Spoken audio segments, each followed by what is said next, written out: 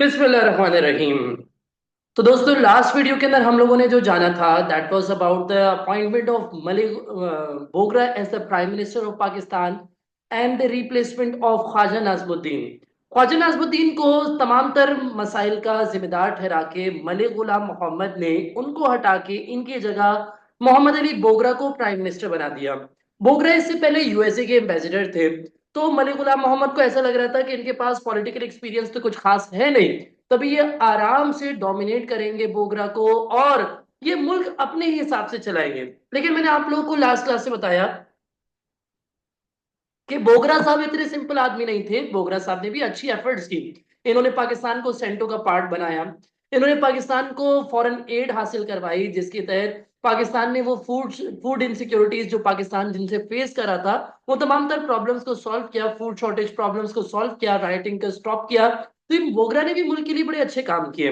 अब बोगरा इस बात को ऑब्जर्व करे थे कि मलिक गुलाम मोहम्मद को ये पसंद नहीं आता कि इनके पास ज्यादा पावर हो, and Malik Ghulam Mohammad wanted to dominate Bogra. ये बात बोगरा को भी मालूम थी। तो इन्होंने क्या किया, मलिक गुलाम मोहम्मद फॉरेन टूर पे गए तो he tried to take away some of the powers of governor general. इन्होंने इमीडिएट नोटिस पे असेंबली बिठाई और इन्होंने कहा देखिए भाई, हमें ना कुछ ऐसे चेंजेस करने पड़ेंगे जो कि असेंबली के पावर को बढ़ाए और गवर्नर जनरल यानी कि मलिक गुलाम मोहम्मद के पावर्स को कम करें।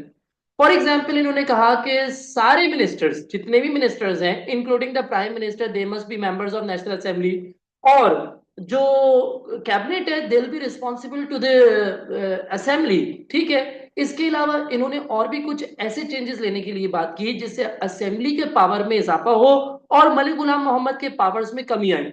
अब मलिक गुलाम मोहम्मद जब फॉरेन टूर से वापसी आए, इनको मालूम हुआ कि ये सब चल रहा है, तो इन्होंने कहा कि अब मुझे बोगरा के खिलाफ कुछ काम करने पड़ेंगे।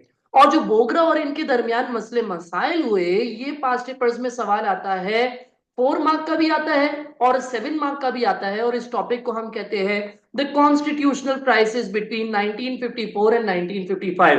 पास्ट पेपर्स में इसका सवाल 4 मार्क का भी आ चुका है, describe the constitutional crisis of 1954 and 55। और 7 मार्क का भी सवाल आ चुका है कि why there were constitutional crisis between 1954 and 1955। तो भाई कहानी को रिवर्स लेके चलते हैं और दोबारा से देखते हैं कि क्या सारी चीजें हमने डिस्कस की।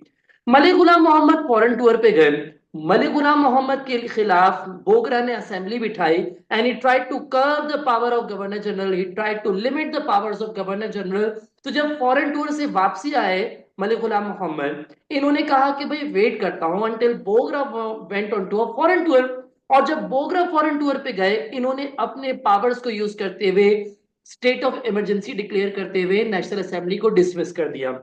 जब नेशनल असेंबली को डिसमिस किया तो नेशनल असेंबली के जो स्पीकर थे, जिनका नाम है मौलवी तमीजुद्दीन जो है, इनको भी डिसमिस किया गया। अब मौलवी तमीजुद्दीन साहब ने कहा कि भाई ये तो गलत हो गया मेरे खिलाफ, मुझे तो इसके खिलाफ एक्शन लेना पड़ेगा। और मौलवी तमीजुद्दीन ने इस डिसीजन को चैलेंज कर दिया जाके सिंध हाई कोर्ट में, और डिसीजन तमीजुद्दीन के फेवर में आया।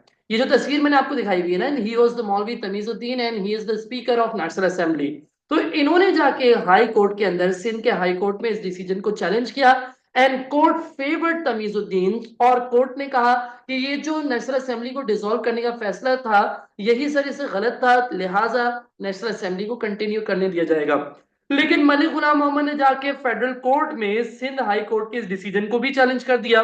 और वहां के जो चीफ जस्टिस थे, जस्टिस मुनीर जो थे बेटा, उन्होंने फेवर किया डिसोल्यूशन ऑफ नेशनल असेंबली। ये जस्टिस मुनीर की मैंने तस्वीर भी लगाई हुई है।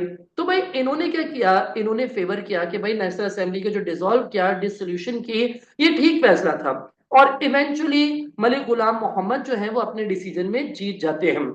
मलिक गुलाम मोहम्मद ने बेशक उनके बोगरा से जो भी मसले मसाइल थे, इख्तिलाफात थे, but Bogra was reappointed as the prime minister of Pakistan. Bogra को दोबारा से प्राइम मिनिस्टर अपॉइंट तो कर लिया, लेकिन अब इनको एक नई cabinet they the. these members of the cabinets were not the members of national assembly। तो इन्होंने अपनी अथॉरिटी को मजबूत बनाने के लिए, कमजोर होने से बचने के लिए जो मुमकिन कोशिश हो सकती थी वो की। This was the constitutional crisis between 1954 and 1955। Malik Ghulam Mohammad ये तमाम तर काम क्यों कर रहे थे? He just wanted power. Power को मेंटेन करने के लिए, मुल्क को डोमिनेट करने के लिए सारे काम कर रहे थे।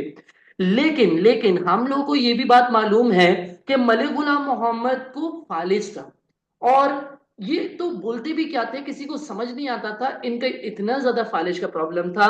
और इस टाइम पे 1955 में मुल्क के हालात देखते हुए अयूब खान, जनरल अयूब खान ने इनको फोर्स किया कि भाई आप जाएं अपना इलाज विलाज कराएं सर, आप जाएं फॉरेन टूर पे और अपना इलाज करवाएं। और जब ये फॉरेन टूर पे गए तो इनको फोर्स किया कि सर देखिए आपकी तबीयत बहुत खराब है, आप रिजाइन दे दें। और इवेंचुअली ये तमाम तर कॉन्स्टिट्यूशनल क्राइसिस कॉज करने के बाद मलिक गुलाम मोहम्मद ने 1955 में रिजाइन दे दिया। और इस टाइम से स्टार्ट हुआ इस्कंदर मिर्जा का दौर as the governor general of Pakistan.